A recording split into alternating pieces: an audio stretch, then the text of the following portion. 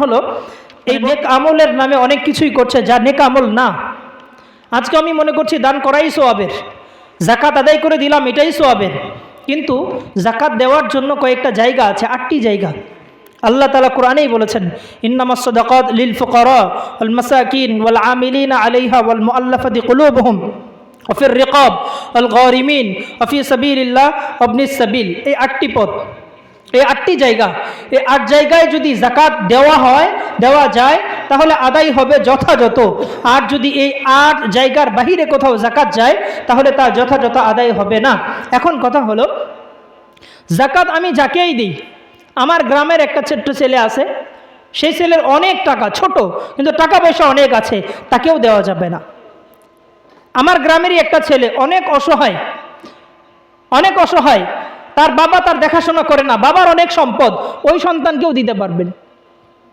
ছেলেটা অসহায়, টাকা পয়সা একদম নেই, তার বাবার অনেক সম্পদ কিন্তু বাবা তাকে দেখাশোনা করে না, দেখতে পারে না, ওই সন্তানকেও দিতে পারবেন। অর্থাৎ ধনী বাবার গরিব সন্তানকেও যাকাত দেওয়া জায়েজ, কিন্তু নিজের সন্তানকে দিতে পারবে না।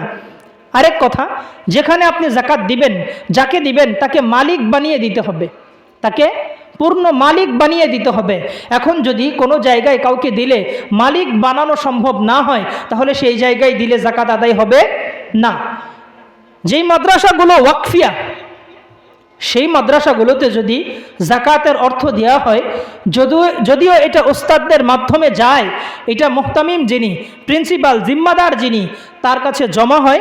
এরপরে তিনি যারা যাকাতের উপযোগী, এরা জিম্মাদার হয়ে ওই উপযোগী ছেলেদেরকে ডেকে ডেকে তাদের হাতে দিয়ে বলে যে তোমরা এটা তোমাদের মাদ্রাসায় যেখানে খানা খাবে ওই খানার ফান্ডে জমা দিয়ে দাও। তাদের হাতে পৌঁছে দেওয়া হয় আপনাদের যাকাতের টাকা পূর্ণভাবে।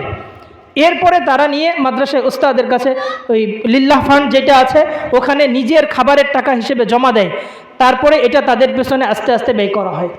কিন্তু যেই মাদ্রাসাগুলো ব্যক্তি প্রতিষ্ঠিত, নিজে প্রতিষ্ঠা করছি, নিজেই চালাচ্ছি, নিজের একার মাধ্যমেই পরিচালিত হচ্ছে, কোনো হিসাব নিকাশ, কোনো মানুষের সাথে পরামর্শ, এগুলো কিছু নেই, বা এটার লিল্লাহ কোনো ফান্ড নেই, ফ্রি কোনো ফান্ড নেই, সবার থেকে টাকা নিয়ে খাওয়ানো হচ্ছে, ওই ছেলেদেরকে যদি আমি যাকাতের টাকা তুলে নিয়ে গিয়ে খাওয়াই, আমার এই যাকাতের টাকা তোলাও জায়েজ না, যাদের থেকে নিয়ে গিয়ে খাওয়াচ্ছি তাদের থেকে নেওয়াও জায়েজ না, যারা দিচ্ছে তাদেরটা আদায়ও হবে না।